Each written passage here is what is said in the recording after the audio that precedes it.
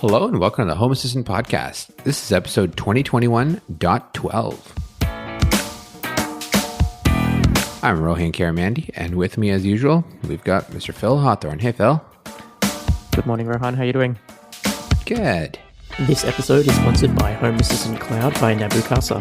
Easily access your local Home Assistant instance remotely for a small monthly fee that supports the Home Assistant and ESP Home projects. Configuration is done by the user interface, so there's no fiddling with router settings, SSL certificates, or any YAML. All right, let's get into it. So this episode is a little late, kind of ish. About a week late. Oh, what we said? Yeah, it's about a week late, I would say. It's about a week, yeah. Because the releases, so generally the Home Assistant releases are on the first Wednesday of the month. Now, obviously, it's December 21, and the first Wednesday this month was the 1st of December. So there was no release. But yeah, what's the reason for that, Rohan? Why am I talking to you so late in the month? So, yeah, exactly. So essentially there's the new State of the Open Home. This time last year that we were doing the Home Assistant conference where we were, a few people it was a virtual conference, obviously, because of the coronavirus pandemic. So yeah, it makes sense. Another year's gone by. Yeah, and that means it's time for another conference. Home Assistant is doing the State of the Open Home again. So the beta will be released, the code will be released this weekend. So if you're interested, so obviously we're doing a release episode today, but the Home Assistant core release isn't out as this release is coming out, or as this episode is coming out. Correct. But the State of the Open Home is on Saturday, December 11th, 2021, 11 a.m. Pacific Standard Time, which is 8 p.m. Central European Time, if you want to join in. And interestingly, Rohan, it's got a few names. I must first of all say we have no idea what is going on in this conference. We have no inside knowledge or anything. But it is hosted by Nabu Casa, featuring Home Assistant, ESP Home, obviously the big projects that are run by Home Assistant or Nabu Casa. And it's also got some appearances from some friends, including Z-Wave JS, WLED, and Stanford University and Northeastern University. So I think there's going to be some cool things happening, or at least getting an insight into what's coming in 2022.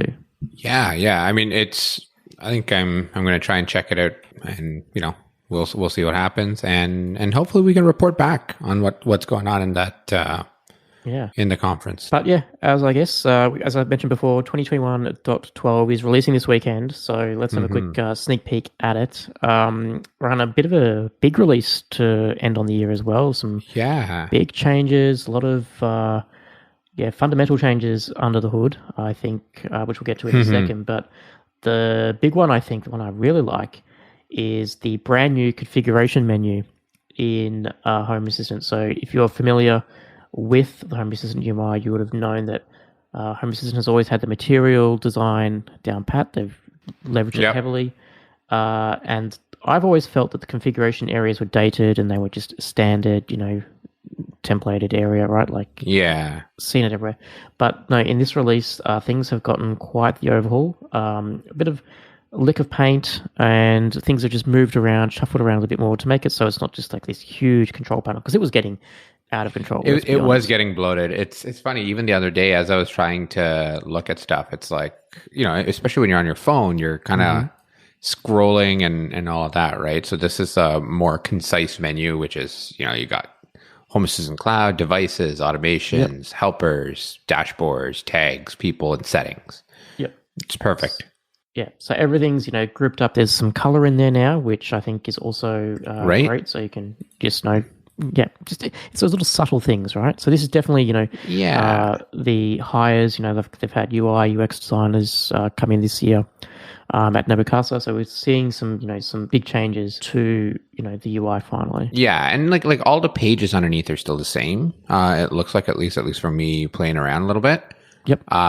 It's just, it's just grouped, instead of there being like integrations, then device, then entities, it's kind of grouped into one, and then you use the top menu, which was always there, just to navigate within that sub menu, I guess, right?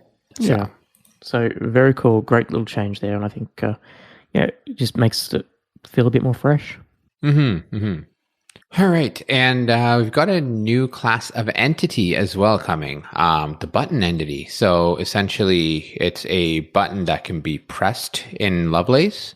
So I don't know why I did air quotes. This is a audio podcast, so me doing gestures really serves no purpose. But yeah, so essentially, the button entity is in the past. You like again, I have buttons, which is there was no button entity per se, right? So in this case, there's a new button.press service, and you can actually expose that to things like Nanoleaf or Google Home or Echo or WLED, Shelly, ESP Home, whatever that is, right? It's another button, right? And it's in Home Assistant rather than an actual Lovelace or something like that. So which is nice too. Yeah, so this is really interesting. So I've always found that there's a lot of people that have always used buttons in their dashboards in Lovelace. So, for example, if you imagine people using like Lovelace's dashboard on a tablet, right, and they just needed a button, right? There's all, in fact, when Lovelace first came out, I think one of the standard things there was the button card, right? Correct. In Lovelace. But it typically maps to like an input boolean or something like that. Yeah, exactly. Or in the most standard case would be a script. So before Lovelace was around, we had the states UI where you had groups and all that. And if you wanted a button in your Home Assistant UI, you would basically create a script and you would press the execute or run button against that script. That was how you had a button there. Yeah. So this is sort of changing things up a little bit. So for example, the Nanoleaf example we've got here, I have a Nanoleaf here, and there's a button in my Home Assistant now that when I press it, it will just trigger a identify against the Nanoleaf, so the Nanoleaf will flash. So yeah, I think it makes sense that there are things that smart home devices have that are literally just either single-use things like identifying devices, or things that trigger things but they don't have a state themselves. So yeah, I'm surprised it's taken this long to get into Home Assistant, but yeah, I like it. I'm wondering if that's going to be something that where like for example, if the Lovelace, or sorry, not the Lovelace, the Nanoleaf integration could actually pull those buttons in or something like that, or is that one that you built? No, this is so the Nanoleaf integration exposes a button to Home Assistant. So now, right, in Home and before Assistant, it was a switch or something. I don't even think it was there. I think it may have been it might have been a service like service Nanoleaf identify or something. Right. But now they've replaced it with this button, made it standard across all the integrations. So instead of there being like a service for Google Home to do something, or the Amazon Echo to do something. Yeah, it'll just be a button. There'll just be the standard button entity that has that standard service call across Home Assistant. Which is great. Yeah. So, which is beautiful. Yeah, that's nice. All right, there's a new area panel and area cards in Home Assistant. So if you go into the configuration page, there's the new areas section, and they're all basically in this nice card layout. And if you're familiar with Twitter Bootstrap, a card is basically like a Twitter Bootstrap card. It's like that's the easiest way I can think of it. As soon as I thought it, or a material design icon card, I'm guessing. Material design card. But you can also put backgrounds against those cards. So if you have areas, like kitchen, your living room, bedroom, you can now put pictures against those areas, which just depending on if you want to take a photo of your own bedroom, or you want to get a nice picture of a hotel bedroom or a hotel kitchen or something, or a restaurant, make more sense. But the good thing is that these cards can also be plugged straight into your Lovelace UI as well. So interesting. So it's almost like because I'm looking at it right now, and it's like there's an add a picture button and whatever. Yep. So it looks like down the road we might see add a picture maybe in like whatever Lovelace cards that's there, like from a UI perspective where I'm doing a lot of that stuff anyways. Yep. And it pulls it through. So that'll be nice. It's very nice. Very cool. ZWave.js or ZWave.js, depending on whatever you say. So you can now link Z-Wave devices to Home Assistant by scanning a QR code. So it's part of a new specification, or I guess not new specification, a recent specification called Smart Start. So with Z-Wave compatible devices or Z-Wave compatible devices, you basically just take, I guess it would be the app, or I guess the page could theoretically do it if it uses your camera, and you essentially scan it. I'm going to assume it's the Home Assistant app that would do this. I had no idea there was even Z-Wave Smart Start, to be honest. I don't have any Z-Wave devices that have a QR code on them, so obviously it must be a pretty recent standard. But the fact that, Home Assistant supports it just shows, the power of open source, software as opposed to, devices and proprietary home automation systems that may not support this ever because, they're locked down or they can't support it for whatever reason. So, very cool. Something I'm excited for, so whenever I get a chance to start playing with Blueprints properly, is they now support scripts. So great for sharing scripts around in the community. So if you have a whole bunch of code that needs to be reused, you can now define that in a script and add it to your blueprint and share it around with everyone. Nice. Pi-hole, if you use that. So the Pi-hole integration now has an updates sensor. So Home Assistant itself can actually prompt you to upgrade your version of Pi-hole. Yeah, which I think is kind of cool. Right? Home Assistant can tell you, hey, I've got a new update to block those extra ads you've been seeing recently. Exactly. Pretty neat. Android TV notifications now get icon support. So you can now send a custom icon into the notification, just how the official mobile app sends an icon from the app that submitted the notification. The icon can be any kind of image supported by Android TV and will be displayed on the left of the notification. So if you're an Android TV user, that's very cool. You can have a different icon depending on if the washing machine's finished or if someone's at the front door. That's pretty cool. All right, let's talk about some new integrations. I love the name of this. So Evil Genius Labs. Paulus himself contributed to this integration. So basically it lets you control Evil Genius artworks, electronic artworks. So it's essentially, it comes in as a light platform, and you can do some pretty neat things. So have you seen these? They're like little ESP based art design things. Yeah, I'm actually watching the YouTube video, which is, I'm convinced, trying to hypnotize me right now. That's it. But it's pretty cool. I like it. I think they're neat. Yeah, and pretty simple, right? Like just a little SP board, some LEDs, and away you go. Yeah. Making some little nice art. I think it's cool. Here's another integration that I was surprised has taken this long to get into Home Assistant is the Jellyfin servers. So Jellyfin servers are now exposed as a media player to Home Assistant. Currently only music is supported, but I believe they have added support for the media browser as well. So you can now go in if you've got a Jellyfin server set up in your home and cast your music around the house. There you go. Sweet as. All right, RDW. So I guess this is the DMV equivalent or vehicle authority equivalent in the Netherlands.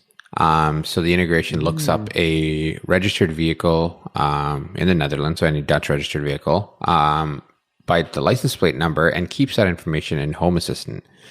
So it creates a couple of sensors. So things like, if you need to get your car checked for your, like periodic inspection for certification to drive the car and things like that. I'm guessing like emissions testing and that kind of stuff.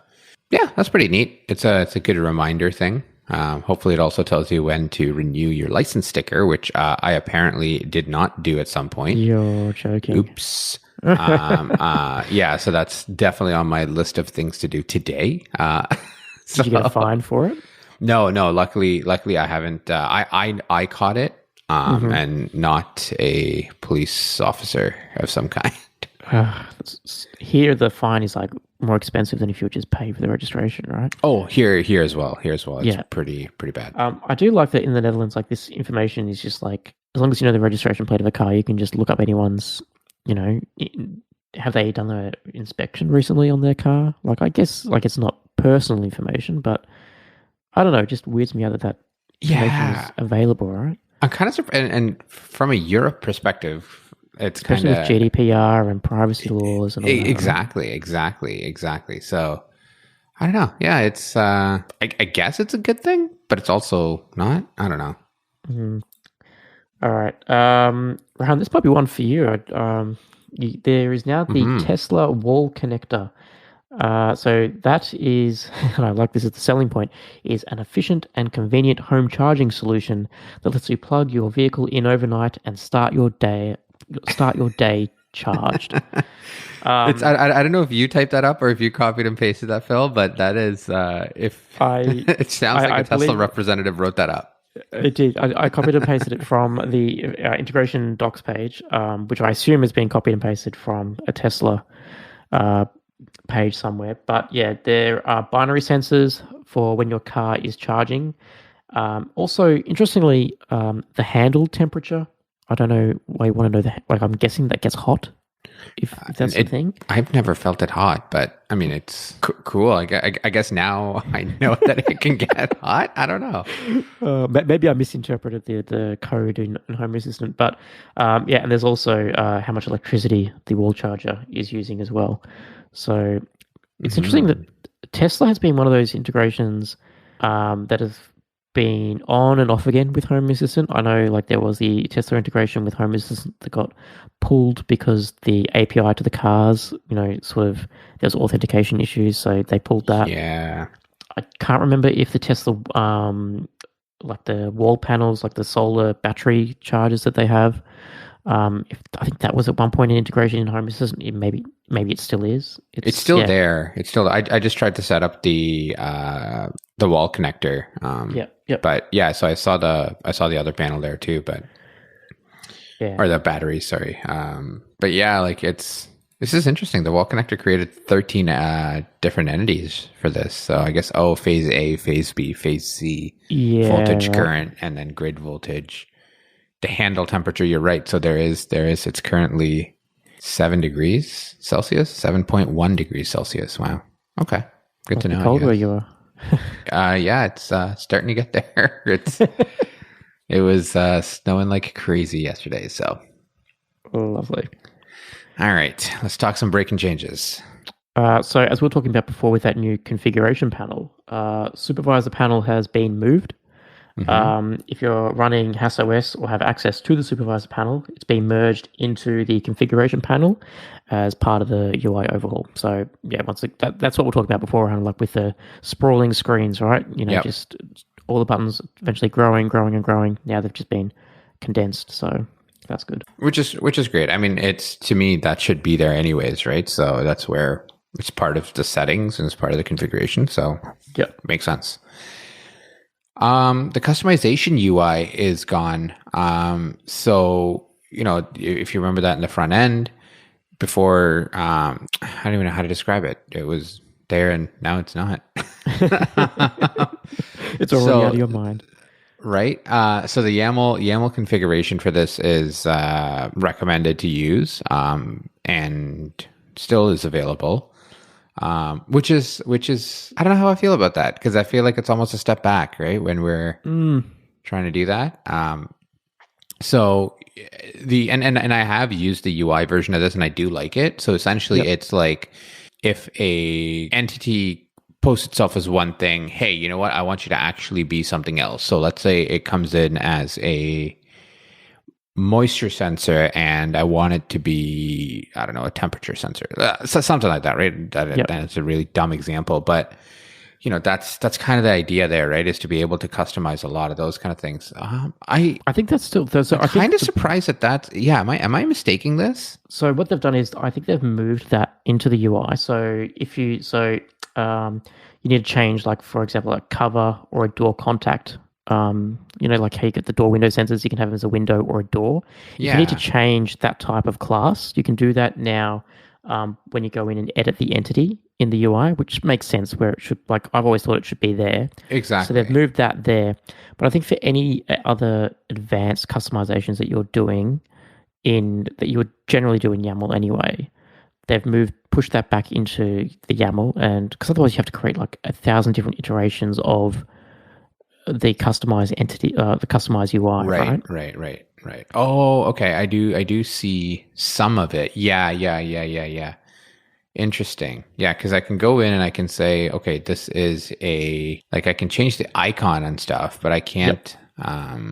Like I have a door sensor that I'm looking at right now, and I can show it as a window, a door, a garage door, or other. Oh, And maybe I just haven't looked at this in a while, and it's no, I there. don't think. But Yeah, it is still pretty interesting where you can actually go in and actually say this is a door. So show us a door. I don't know why it wouldn't have been that before, because I'm pretty sure I had that set. But yeah, I guess that's different. Maybe, I don't know. Yeah, it shows as other, but my icon is still a door. So I don't know what that is. but you might have, like, if you've got a customized icon in your YAML somewhere to make it a door, maybe. Oh, maybe. I don't even remember what I do these days. Yeah. Yeah. I think in the new year I'm going to start again, right? It's just I'm way past that point. I'm not starting again. I'm not. Part of it is like, you know what? It's almost like you need to just to relearn the changes and stuff. Because even for us, like I find that, I mean, Phil, you and I talk about this every release. Yep. Right. And I'm still like, I still find things and I was like, oh, that's cool. You can do that. And I was like, wait, we probably talked about this. And you just don't like until it comes to a point where you're actually using that. You don't really think to use it or care to use it. Right. Yeah, totally. So, all right. But yeah. So Android TV, we mentioned before that Android TV now supports icons for notifications. Previously, for Android TV, you were able to send an image into the Android TV notification. For example, you might have a doorbell that has a camera, and you might send a screen grab of the feed from that camera to your Android TV. Mm-hmm. To prevent that image now coming as a little icon into your notification, you will need to update your automations or your scripts so that you send the right key for that data structure. So the file option has been renamed to image, so as to properly identify what you're sending with the notification. So yeah, if you are using that particular use case or any use case where you need a larger image to display on Android TV, just watch out for that breaking change. So, i.e., if you're doing something like, hey, send a camera snapshot or something like that. Yeah, exactly. Yeah, you might want to just make sure you're not sending it as an icon now. Yeah, cool. Sonos, Phil, one of your favorite topics here. So the set option service has been removed along with the bass level and treble level on the media player entities. So I guess there's dedicated entities now to control those bass and treble adjustments. That's fair. I don't know why you'd want to automate those. I'm perfectly, I don't even think I've adjusted what the standard bass and treble settings are on mine, but yeah, I guess if you have a use case, maybe at nighttime, if you want to turn the bass right down, that makes sense. Actually, that's probably a good automation I could add in. Or turn it up to give yourself a massage. See, Whichever. that's what, yeah. Right? There you go. And we actually have some integrations leaving us this release. So bye-bye to Dyson, Iota, and My Chevrolet. The one that surprises me here, Rohan, is actually Dyson. I have a Dyson Pure Hot and Cool fan. I've had integrated into Home Assistant for quite some time, and I actually... Well, not anymore. Maybe about... Well, no, you'd think that, but about 6 months ago, maybe even longer, in Hacks, so the Home Assistant community store, there is a Dyson local component, which I've used because, obviously I want to try and keep things away from the cloud. Yep. And it has been working brilliantly. I think there's... you just put in the Wi-Fi SSID and the password that your Dyson has on the sticker. Right. And it knows how to connect to the local MQTT on your Dyson fan or Dyson device and control it there. And it has been rock solid. So nice. If you are a bit annoyed that the Dyson component, which I don't think has been working apparently according to the release notes that I saw, the GitHub pull requests I saw. So if you are a bit annoyed that your Dyson fan is no longer supported in Home Assistant, there are alternatives out there, and I'm very pleased with the local Dyson component. If there is a way to get that as an official integration into Home Assistant, I would be very much an advocate for that because the guys that have done work on that, a brilliant job there, absolutely. Yeah. Wow.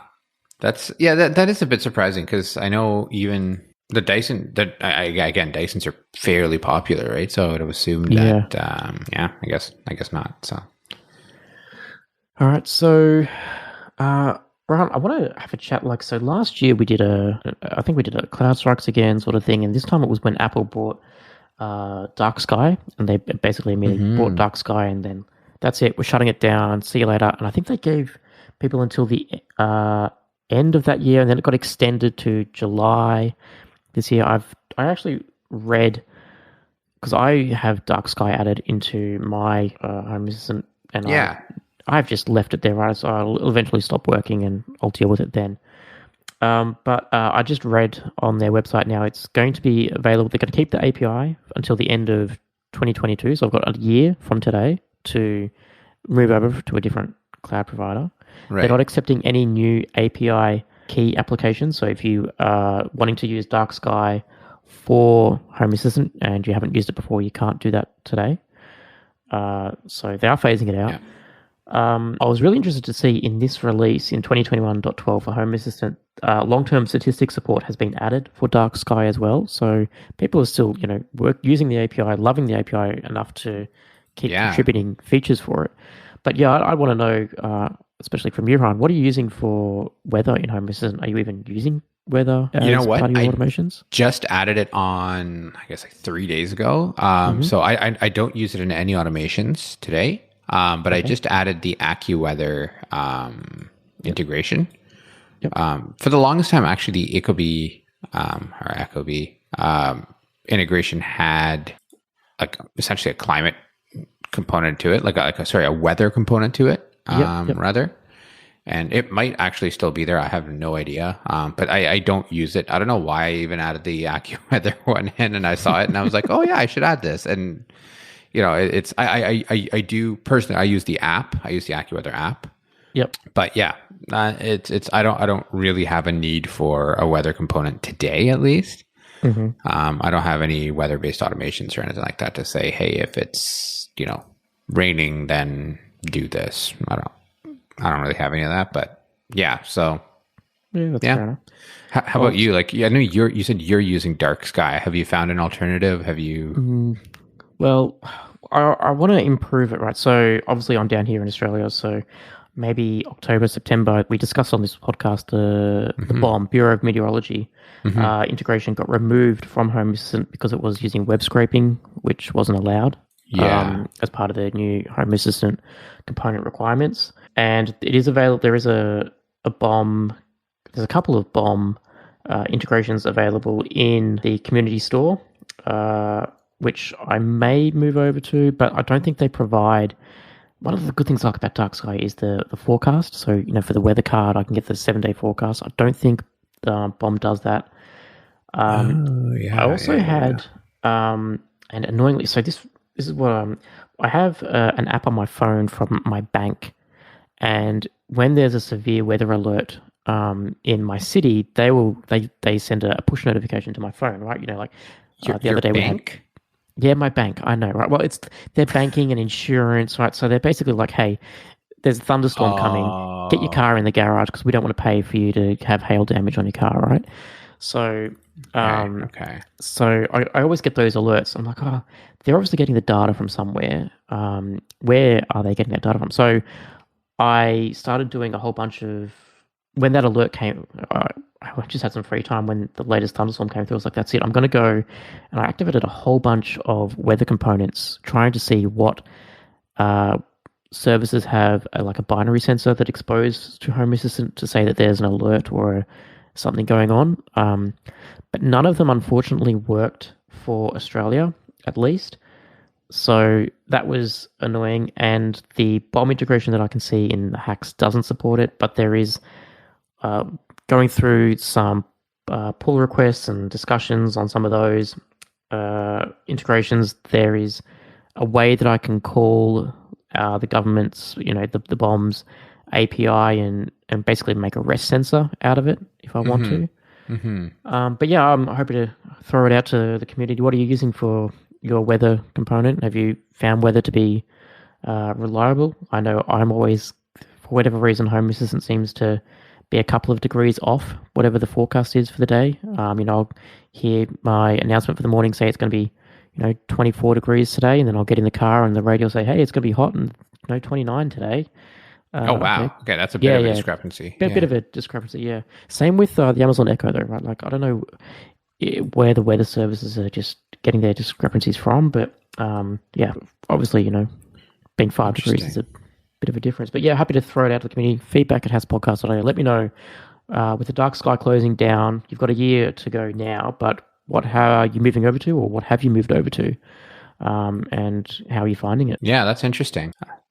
Yeah, it's and as part of that too, I'd love to know, more for my knowledge. What are you doing with these weather automations, essentially, right? So I know. So obviously, I brought up the topic, so I'll give you a couple of mine. So I'm using. So I mentioned before, I've got the Nanoleaf canvas in my house. So if it's going to be raining today, in the morning, I will have the Nanoleaf canvas will have like a rain pattern. Just to give me like a visual cue that, hey, it's going to rain today, maybe take your umbrella if you're going outside. Yeah. And also, depending on the temperature, if it's hot outside, if the temperature goes over, I think it's 29 degrees, it closes the blinds of the house just to keep the sun out and try and keep the heat out of the house. And same thing, like if it's hot, if it's a hot day and it's hot inside, then turn the air conditioner on when all the doors are closed and stuff like that. Right. Interesting. Okay, so yeah, that's a good one, because for my AC automations and stuff are all done by like whether the door is physically left open or not, right? So like the door is open for like 3 minutes, then turn off the AC or turn off the heater or whatever, until such a time that it goes back on. So, or how do you know what to turn on though? Like, how does it know to turn on the AC or to turn on the heat? So there's a couple of things that I do. So at first I just said, I'm just going to permanently leave it on auto. Again, like I mentioned, I have an Echo Bee at home, but I actually did a thing where it's probably way more complicated than it needs to be in typical Rohan fashion. Welcome to the Home Assistant podcast. Oh my God, I know, right? And so instead, what I'm doing is I actually scrape the current state, the current setting. So if it's like cool, heat, or I think they call it heat cool or cool heat or something like that for auto. Yeah. So I look at the current state, and based on that, I will hold that in a input text sensor, and then dump it back. So let's say the door is open, so it says, okay, you know what? It's currently set to cool. So I'm going to hold that, and then when the door closes again, it's going to say, okay, check what the last setting was. It was cool. And then set it to cool again. Okay, interesting. That's cool. Yeah. I found that it worked, and then it didn't work, and then it worked again. So I was like, all right, cool. I'm good with this. Just don't touch it. Yeah. Net result is it still works, I think. I hope. I haven't looked at it in a while, but I'm assuming it does.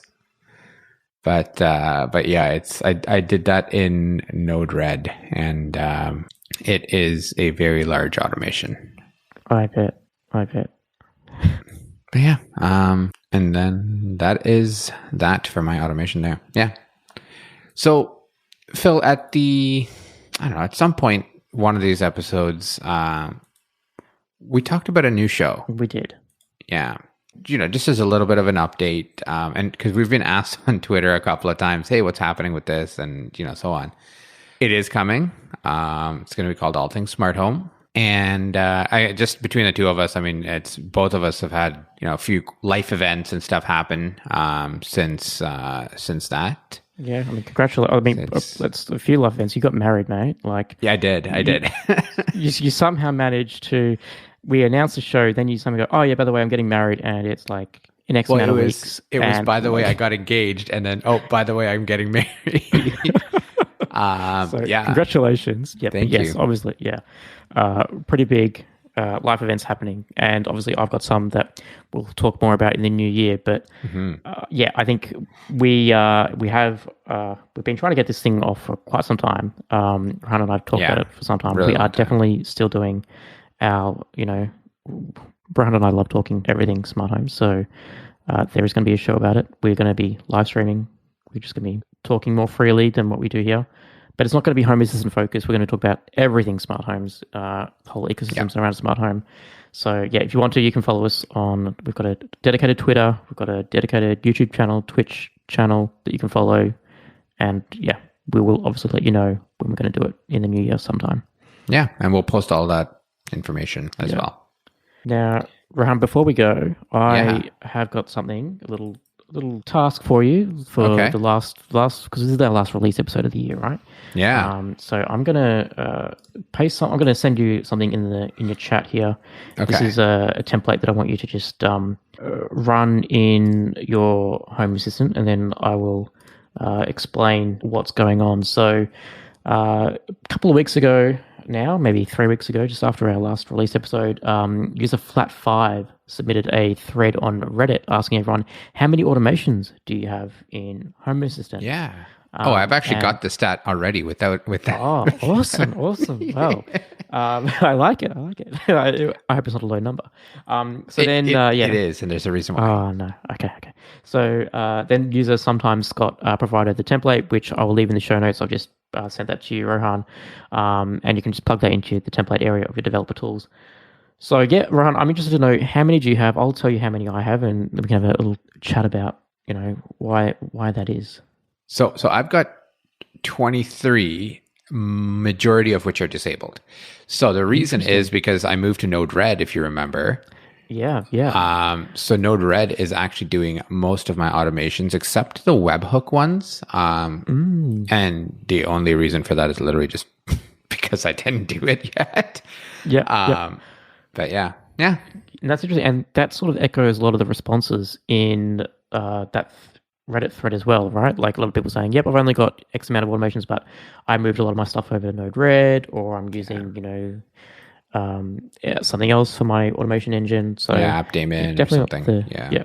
Now, it's not meant to be a pissing contest by any means, but I will tell you my numbers, which I was quite surprised at.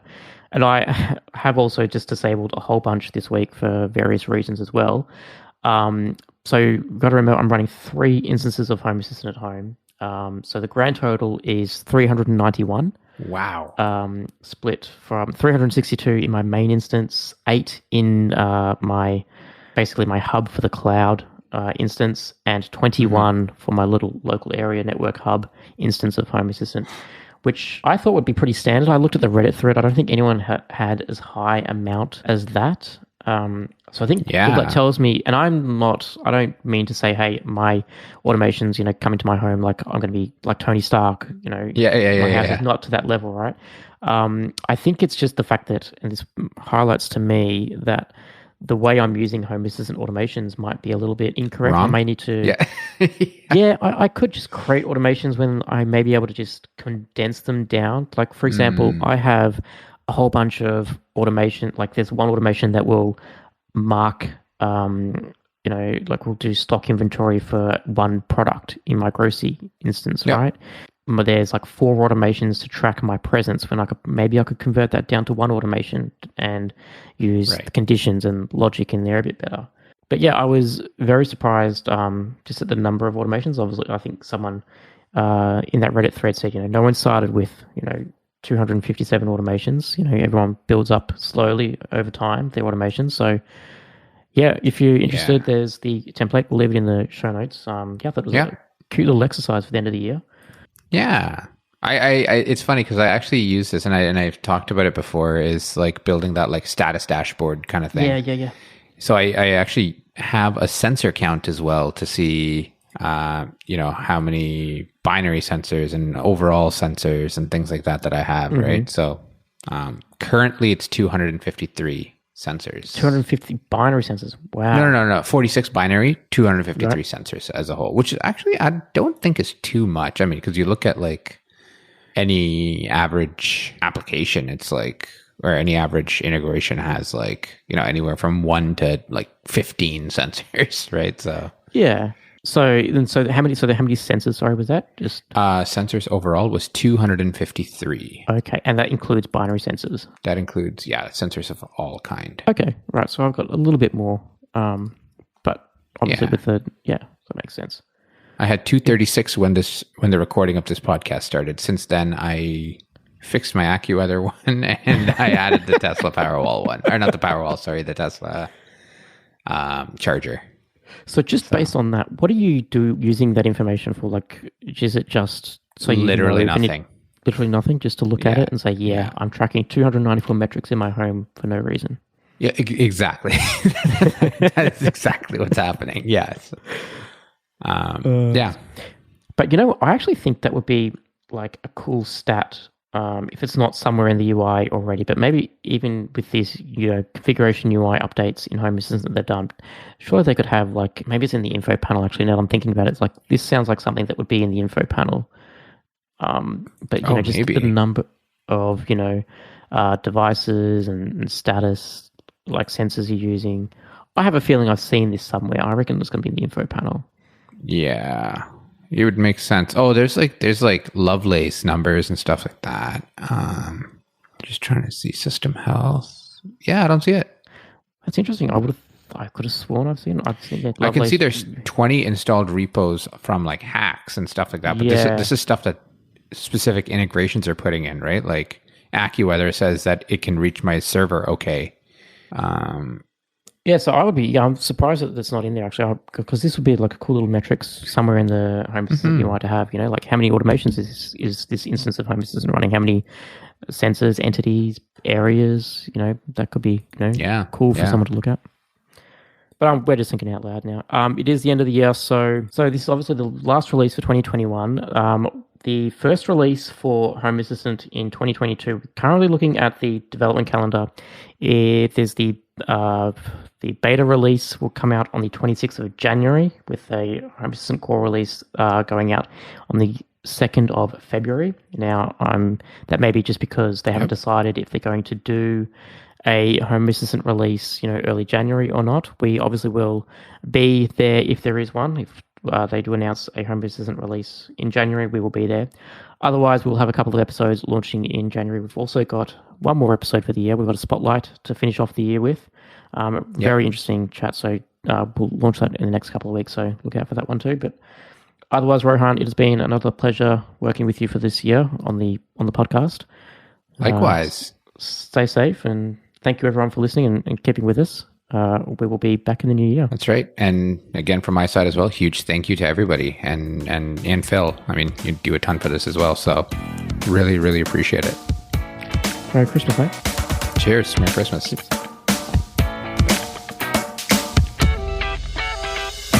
If you want to share your Home Assistant journey or come on as a guest, reach out to us at feedback@hasspodcast.io. That's HASS podcast.io.